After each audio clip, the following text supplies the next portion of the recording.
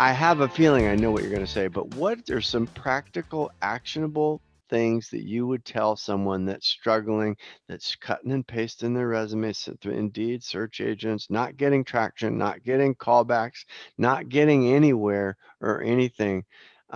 With the caveat that I know you're not a career counselor. Like, some people want to be doctors. Or I loved your comment, by the way, about security. Like, there's this thing: you're in the military, okay, you can be a policeman and you can be a security guard. Um, and that obviously, but that we don't need to go down that path. So what are some ideas or feedback suggestions you have for people like I just described? Yeah, the first thing that I'm gonna say is pick up the phone. I wrote a book. The book is titled "Rip the Resume." It may not, or you may have a hard time finding it on Amazon. I actually went to order 20 copies for this nonprofit in Minnesota. I wanted to donate the books to the young men to help them.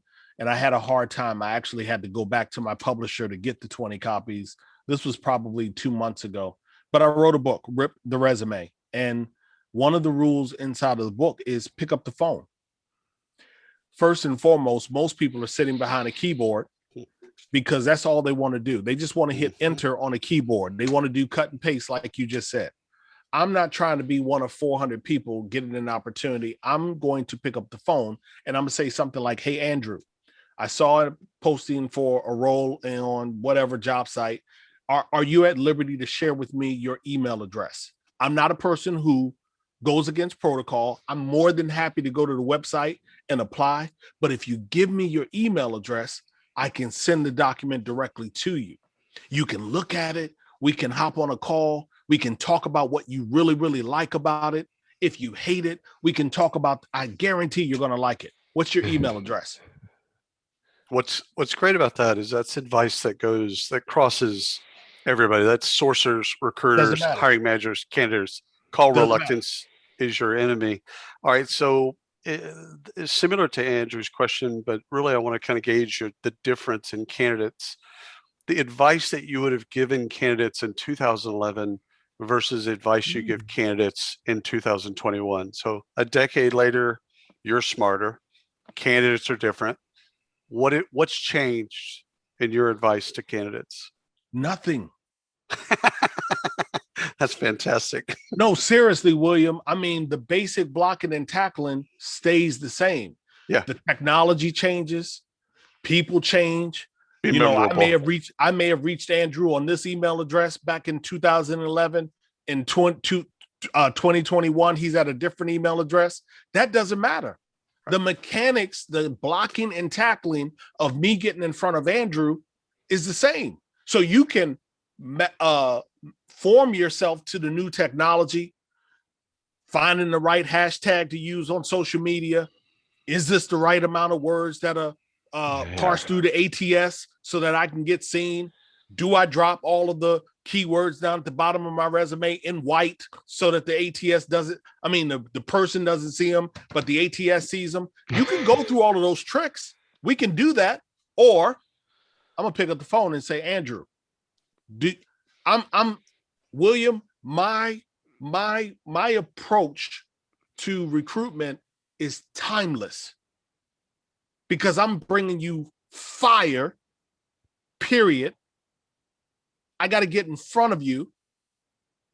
The first gate that I have to get over is I got to get to you. I got to get in front of you. Then the next gate I got to get over is have a great conversation. So the second piece of advice that I would give Andrew William is conversational mapping. And what do I mean by conversational mapping?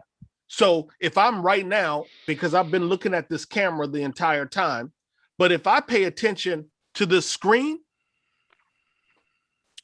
guess what? I'm going to look at the various things that are happening behind you all, and I'm going to weave them in my conversation. Right. Because I want them to know that the quickest way to build rapport is to let people talk about themselves and to talk about things that are important to them.